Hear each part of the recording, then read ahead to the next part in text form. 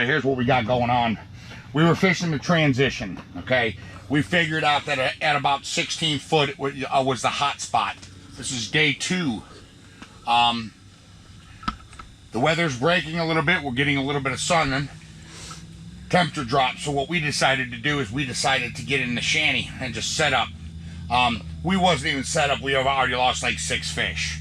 We're fishing 16 feet of water on the transition. We're targeting the crappies. We're noticing that there's some walleyes coming in also. Let's see what we can get. I'm sitting here with Cole, junior pro staffer, Outdoor University. Let's try our luck. Go. We got one coming up here on the Vex. Usually we can get them to chase and race. Let's see what we can do if we can get them to race and chase.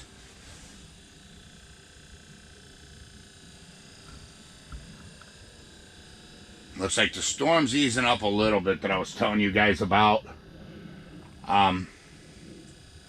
Usually right after a real heavy snow, like if it starts to calm down, there's a small little hot spot that will happen. Usually we do really good during that time. Usually we gotta really work for them. Dead stick minnows during the snowstorms. We dead stick the minnows during the snowstorms. That's usually how we get them. Jigging usually comes when the weather will stable out a little bit. Like small little periods there. Oh, I had them come up. Small little periods of like when the snow stops or there's a break in the cloud system. Usually we'll start jigging again. But we notice that when you're fishing these transitions, these fish, like during snowstorms, you have to dead stick them. So what we do is just throw a bobber down there and dead stick them. We already had one go out, one go down out there. Excuse me if I keep looking. There we go. There's a nice one coming right up to you, Cole. All right. There he is. You can see him on the Vex. He's coming right on up. Go. There you go. Oh, right out of his mouth. Right out of his mouth. I felt that. He came right out of his mouth. Oh, I gotta see if I got you. Got to be a little bit more careful. Let's take a look, closer look at this Vex here. You'll see that it. I got Oh, you got. Ooh, I got one. I got one. I got one. I got one. What is it? It's oh, crappie. It's a crappie. Yeah. This crappie actually picked it up off the bottom. Never had that happen. Weird. Little baby crappie. Let's get him back in. Okay. I just got a crappie, guys. Another baby crop. Another baby one.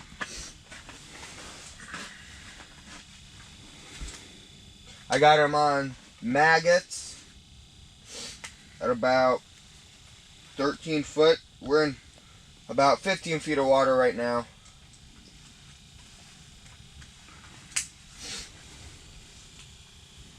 It's another crappie. It's getting back in the water.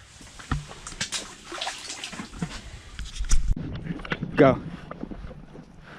I'm out here just checking out the transition area. Like I said, we're in about 17 feet. Another little one. Let me tell you something about these little crappies. I find this to be true in northern lakes. Not so much southern lakes, but lakes like from Kentucky up. Southern lakes, this isn't true. I want to take a minute and talk about guard crappies. They're the larger crappies. They hang on the outside of the school. So when predators come in, what they see is they see bigger fish. They think the school is full of bigger fish, and they usually don't bite. So with that being said, let's see what else we can get. We'll talk about guard crappies a little bit later. Thanks. He's in this pond, dude. All right, go. All right, we're gonna get back down here real quick and see. We got a lot of fish. Here's one chasing up, right? Just missed him. Watch this, let's get back down there. Okay, here, you can see my jig. Let's see, here he comes. Here he comes.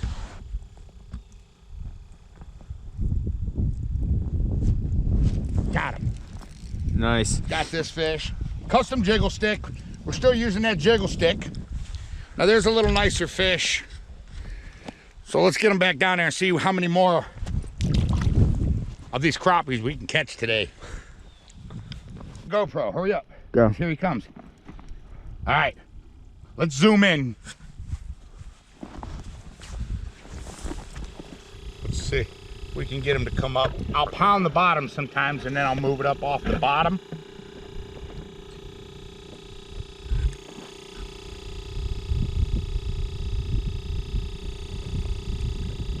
That's typical. It's usually good for 1 or 2 fish and then the school moves. That's usually why I punch a lot of holes in one area. We got him hanging on the bottom here. See if we get him to come up. Here, he's coming up. He's a little reluctant.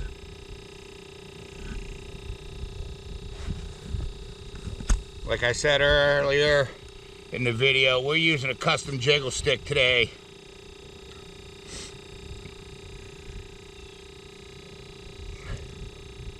All right, let's check another hole.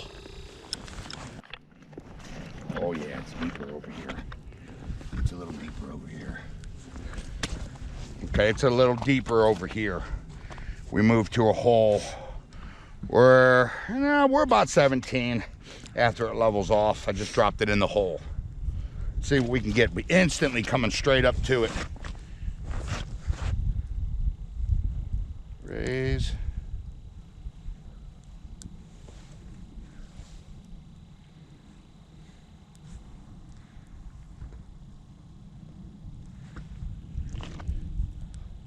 See if I can get them to come up. They're chasing pretty good.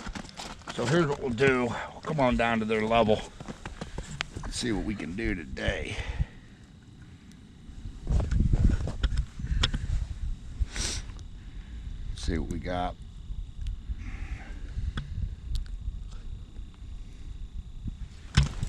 Here's one. That's a nicer crappie. That's a nicer crappie. That's the black. It's got yellow on him. Nice crappie. Let's get back down there. I'm using a little tungsten jig with a little glow. Tipped with a maggot today. That's it.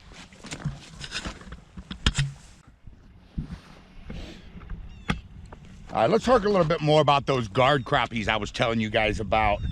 They're the larger fish. They hang on the outside of the school. The smaller fish usually hang in the middle of the school. Missed that one. And the larger fish usually hang on the outside of the school in these northern lakes. They're called guard crappie. Ohio is real good and known for that. So, yeah, we got a lot of fish down there. Yeah.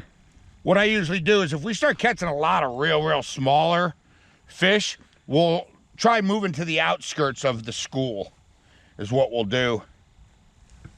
Give it a try, guys. Leave a comment below. Let me know what how you think about that guard crappie.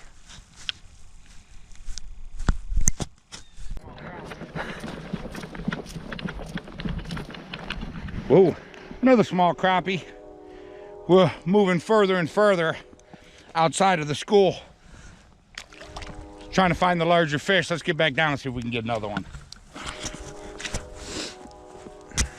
Cut it. Oh, you can, bro. You can get back down there and we'll see. Got to forgive us today. We only brought one camera, not paying attention. So we'll get back down there and see. You know, he was pretty aggressive. He came shooting up off that bottom pretty hard. Same thing, 17 feet of water. Here, they're still down there. They're hanging on the bottom pretty tight.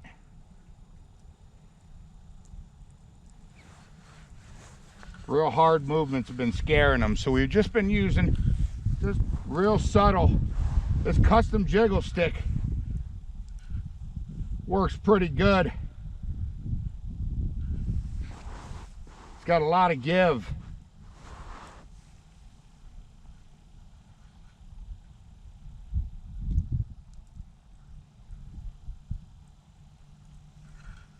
We got something big laying on the bottom down there. Could be one of those cats. There's pike in here too. Yeah, there's pike up in here too. We got some northerns.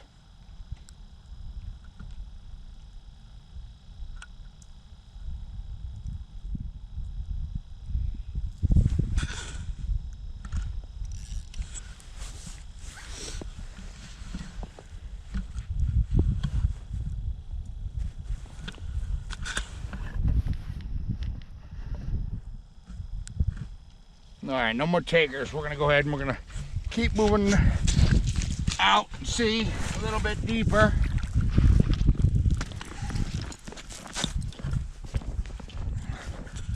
Got the power auger today.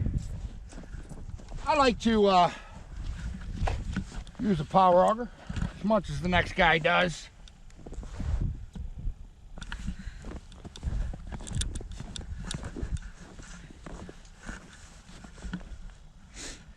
We got these new electrics that's going out right now.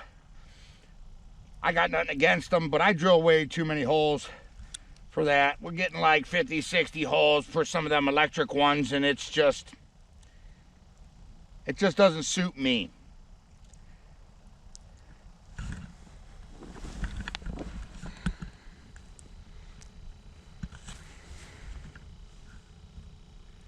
You got nothing in this hole. Move to the next hole here.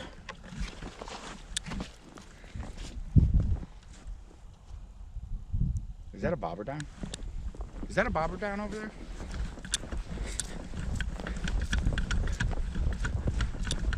No, all the bobbers are up.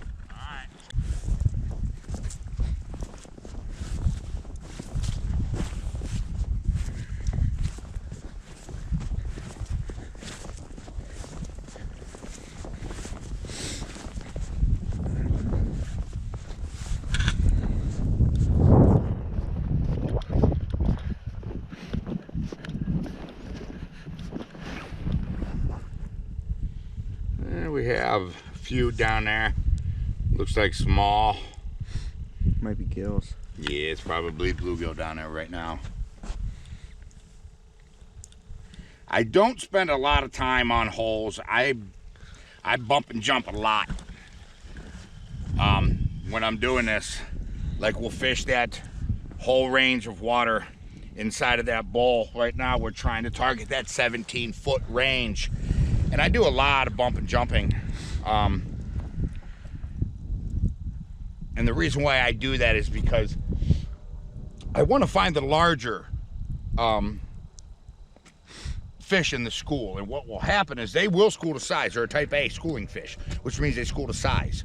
The larger crappies will hang with the larger crappies. The smaller crappies will hang with the smaller crappies. And I found that to be true no matter where you're fishing, whether it's north, south, east, or west. I find that to be true. You'll hear that old saying, in fishermen always saying, Doug Stange and all those guys, crappies are crappies no matter where they swim. Gentlemen, that ain't true, okay? Anybody that tells you that obviously ain't a real crappie fisherman. All fish are different. Every lake is different. All patterns are different. Learn your lakes. Learn patterns. Try them on new lakes. See what happens. Research and development. That's what makes a good angler, not just the guy who goes to the same spot every time and catches the same fish. Or riding other guys' coattails. Don't ride other guys' coattails and follow the pack mentality. Because a lot of times all that's going to do is catch you a lot of bluegills, a lot of small fish, a lot of small crappies, little fish, little baby walleyes. Do something. Move outside the pack. You Lake Erie perch fishermen will know all about that. The guys on the outside of the pack usually catch the larger fish. So let's go try another hole. We got 22 feet right here. I see you down there. What are you? You want to talk to me? Jump off that transition for a minute and see if they've moved. We're not dead sticking as much in different depths. the pattern may have changed. So what we'll do is we'll go ahead and we'll see if that pattern has changed.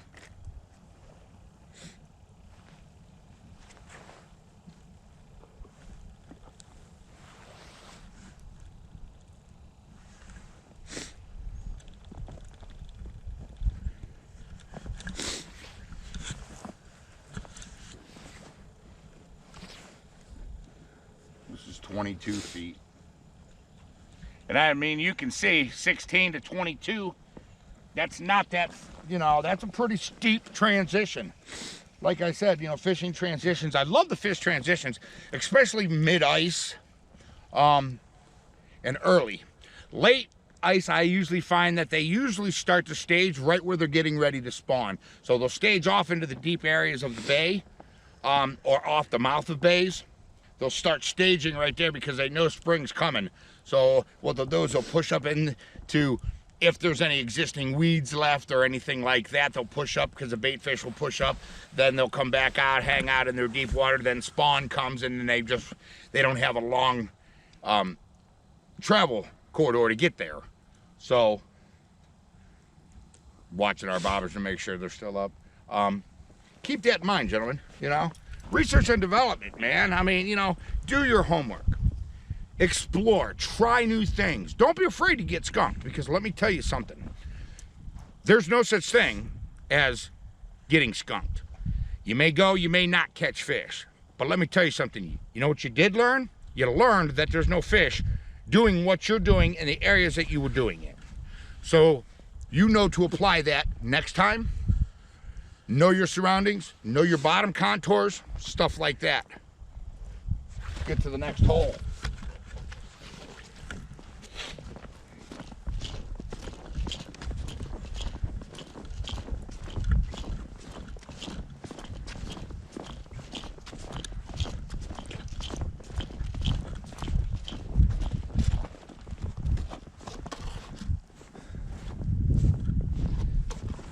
Got nothing down there on that one.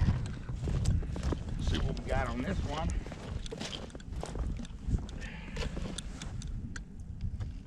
Still got nothing down there.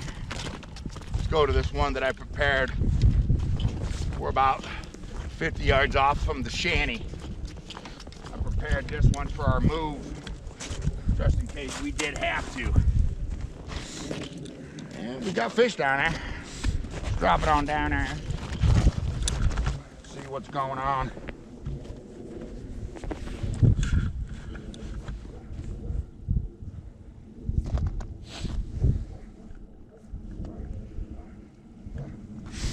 Oh yeah, we got fish down there right now.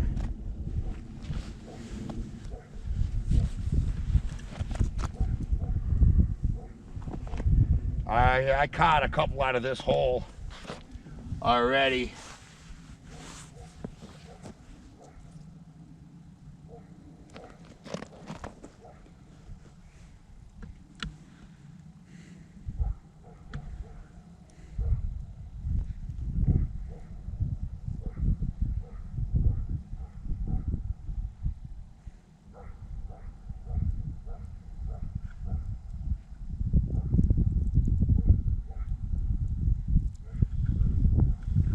Coming right up to it, but they don't want nothing to do with that jig moving. As you notice, you can see the wind blowing and the snow is going to, and earlier I told you guys about wind and snow. I'm using a little baby jig. All I'm doing it pretty much just see as a locator. If I catch a few, that's great. So now what we'll do is we'll switch to the live minnow dead stick technique, because the snow is back. When the snow starts to ease down, we'll start jigging a lot more, see if we can catch them. They usually get active in that period of the snow stopping or the wind calming down. So let's get back in the shanty. I'll see you guys in the shanty. See you down there, man. Check, see if we got a minnow on there. We just came on in, no teeth, so wasn't one of them northerns, and that's a good thing. Because them northerns in here will yank your rod in. Several years back, we was fishing in this exact same area. Me and my brother. When we did the show Charles Mills Outdoors. Actually got it on, we got it on footage. Rod going in. Bobber went down, my brother went for it. Drug it straight in the water. Here's another tip. Pay attention to your rods. I am. Alright. Cole caught another one here. What'd you get him on, Cole? I got him on a couple maggots on a tungsten jig. Cool. Let's get back down there and see if we can get some more. We made a move on the transition. We moved just along it. We're still at the same depth. We're still at that 17, 16 foot range. All we did is just moved along the transition. So let's get back down here and see if we can get anything.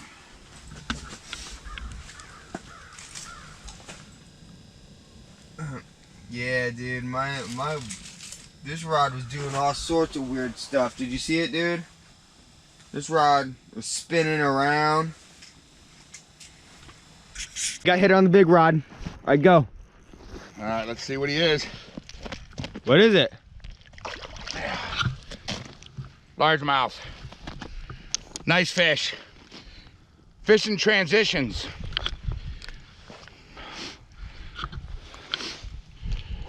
And I got my bobber back. Nice fish. Can you see in the screen? Yeah. Okay. Look at the coloration of this fish. A lot of times in the winter, you won't see any patterns on them. That's a sign of a fish that was about 17 feet deep. Nice fish. Let's get him back in.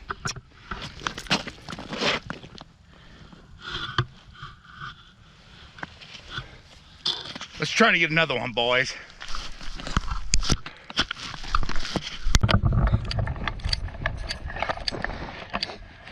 You got one? Yeah, I just got another one here. Another baby crappie. Another little one. Got a bunch of fish down there. Get back down there and get another one. Ba-boom. You can't really see the lines on the backs. That's because there's just so many of them down there right now. Like the camera can't catch all the lighting.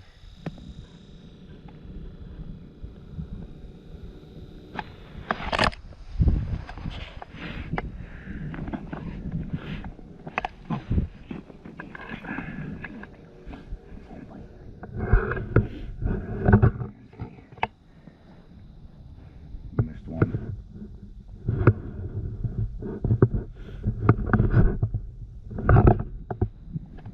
All I'm doing is wiggling it and then just pulling it up real slow, and I'm feeling them tapping it as I pull it up real slow.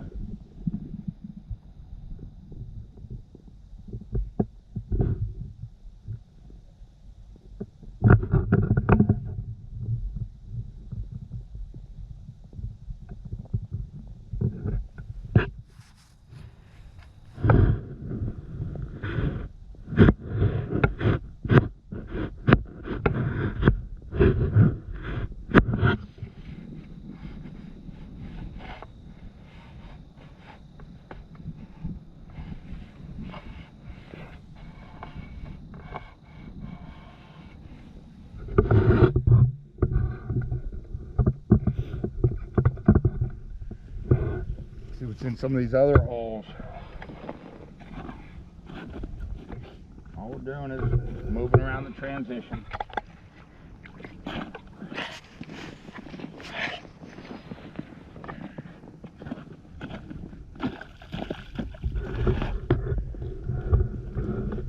All we're doing.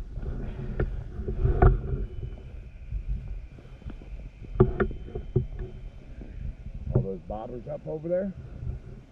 Yeah, they're up. It's got a pretty large bag, so Yeah. I gotta go check the bobbers in the chain. I'll be right back. Okay.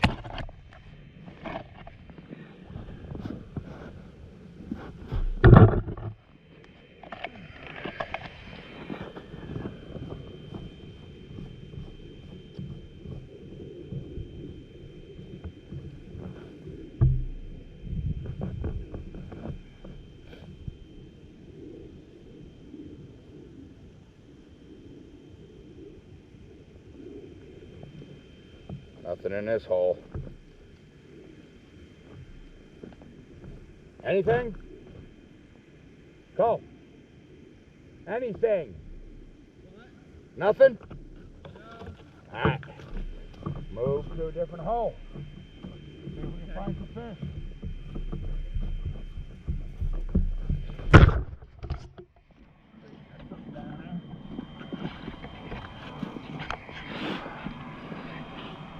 Yeah, let's get down there.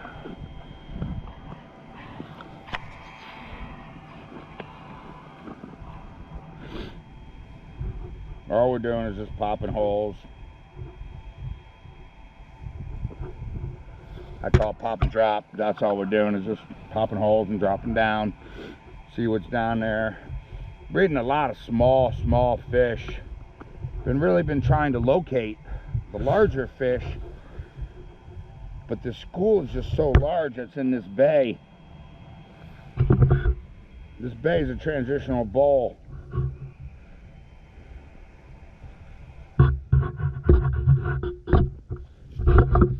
We're really just trying to locate the larger fish. Still a bunch of small ones.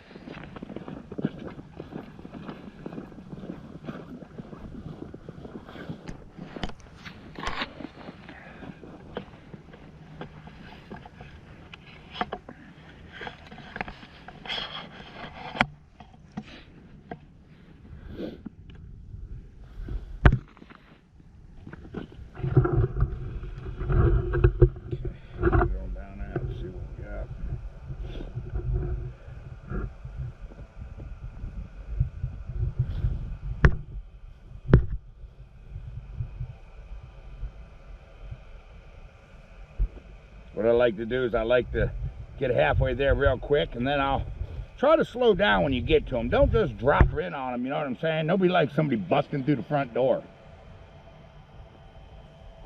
You know, pay attention. Get an idea of how the fish are feeling, man, especially when you first get there. You know, and like if you're the first ones on, you know, to fish, like we're the first ones to fish in this little bay this year.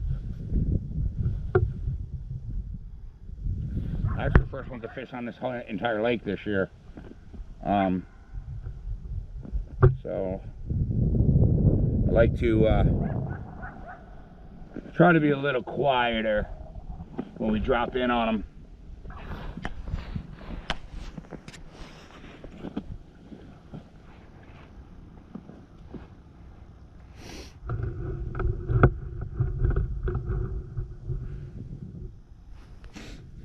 I think this is a weed bed over here.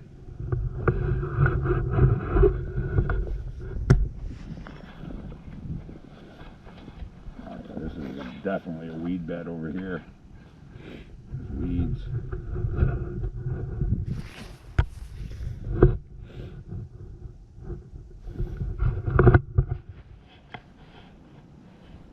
If we had the aqua view, we could definitely tell. Yeah, we got the aqua view.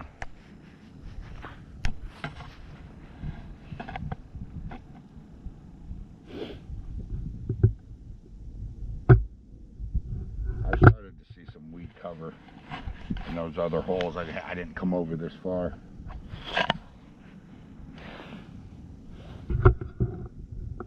Think the fish are hiding in? Let me take a minute. Let me take a minute and talk to you about underwater cameras. I love them. Oh my God. We got, you know, you got Panoptics and everything else out there right now, which is great. It's a game changer. But underwater cameras give you a sense of the fish's behavior, their attitude, how they respond to lures. What, 20, 30 years ago when I first started using them, It was like the AquaView Z. You know, they just came out. I really learned a lot about fish behavior. You got these guys, they're jigging away. Their arms are sore, you know, they got muscles this big, they're jigging from jigging so much. You know, and they're only catching a few fish here or there. Underwater cameras really give you a sense of what's going on down there. Not only can you see the bottom structure, sand, rock, gravel, weeds, what type of weeds, because not all weeds hold fish, so don't let people tell you that, but that'll be in a different segment. It gives you a sense on how they're reacting to your lure. And always pay attention to the barometric pressure, whether it's rising, falling, steady, and the behavior to your actions on your lure, because what that'll tell you is the mood of the fish. And it's usually on that lake, it'll be the same. I like to keep a little journal.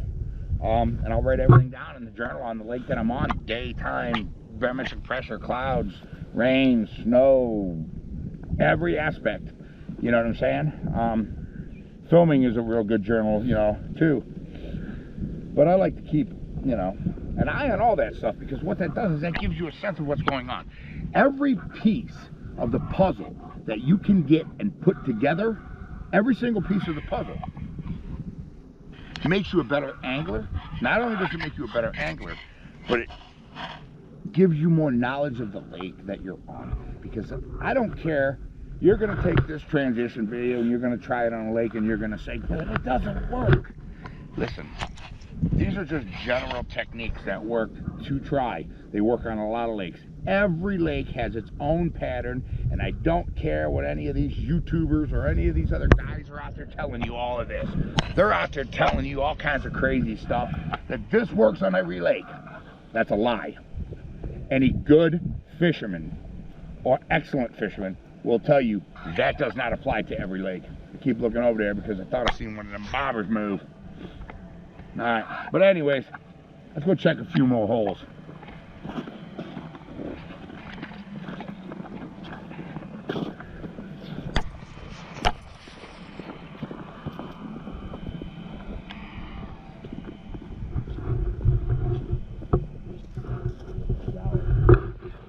I fished this area extensively. It is too. It is a little more shallower. Check this. This is what we call the beach. This used to be a real sandy beach area here. A lot of sand right here. We're all over the lake right now with holes. Yeah, we usually call this the beach. Yeah, we've chopped holes. This bay, what it does is the bay just goes like this. It's just a big bowl. And it goes out into that main, Mm-hmm. There's another lake out there too. Yep. Alright, let's get back. Check this one last hole. One more hole to get back into the shank. I'm starting to get a little cold. Plus I'm old. Old people don't like to be cold.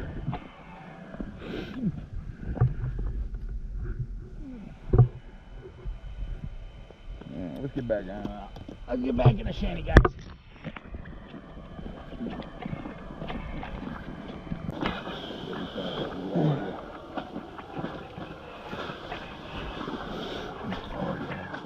So nothing out there. Nope, nothing out there. Right now. We always got the AquaView. Well, it's getting that time of the day. One thing that you'll notice about crappies is they have periods of off and on. And every lake's different. Some lakes got hot bites in the morning. Some lakes don't. Some lakes they bite right at dusk. Some lakes there's 4 or 5 different bites during the day alone, not counting nighttime bites. Every lake is different. I keep saying that, man. I mean, you used to hear back in the early 2000s and 90s in fishermen, crappies are crappies no matter where they swim, and it's just a bunch of crap. Because it's not true. There's general rules to them. But that's not always the case, man. Honestly. It's really not.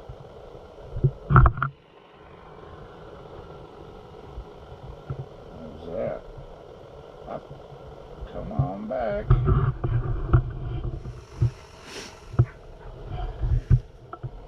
I'd say we got a good shanty set up. Huh? We've got a good shanty set up. Yeah. We got 2 bobbers on your side, 2 bobbers on my side, and a jigging hole.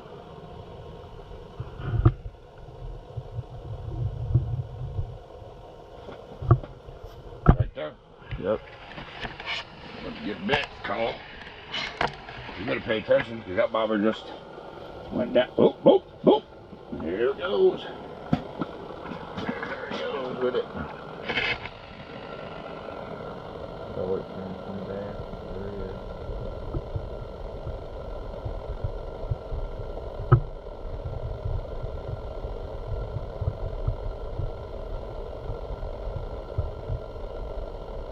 Jig it a little bit. You can't get crappies to forcefully bite. Let me get this fish back in. I want you guys to remember something. Let's talk a little bit about ethics. I see a lot of guys on YouTube, not going to name any names, throwing their fish on the ground. I seen one guy kick one. Let's try to respect our nature, our environment, and everything else. I think we stomp hard enough on this planet as it is. And here at Outdoor University, we're real big on ethics and catch and release. Take only what you need, guys. You know what I'm saying? The future generation is growing up, and with the way the world is today, a little bit of fishing ain't gonna hurt anybody. Remember that. This is Charles Mills with Outdoor University. Also, My name is Cole Mills, and I am the Junior Pro Staff Angler. Right as we were leaving, too. right as we were leaving, another little baby crappie. Let's let him go and get him back in the hole. Again, goodbye. Recording? Yeah, it's recording. All right. Alright, Sit down. take my coat off. It was cold out there. Yeah. All right, guys. That was a pretty long video. I apologize. We just got in. I'd like to take a minute and talk a little bit about Outdoor University and some of the things we got coming up. We got some more ice fishing videos coming up for you because it's ice season here right now. Another rabbit. Yeah, I see the rabbit. We got a big hog hunt coming up. I'm excited. I'm stoked for that. Yeah, he's pretty excited about it. He's been talking. We're gonna probably hit him from a chopper. We don't know.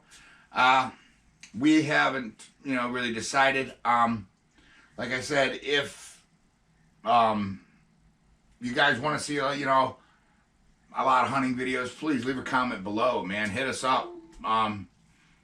Whatever you want to see, honestly. I mean, you want to say, okay, you want a deer hunting video, all right, we'll give you a deer hunting video. You want a squirrel hunting video, all right, we'll go out, shoot a squirrel hunting video, Here's what Outdoor University is. What we're trying to do is we're trying to bring you content that's informative.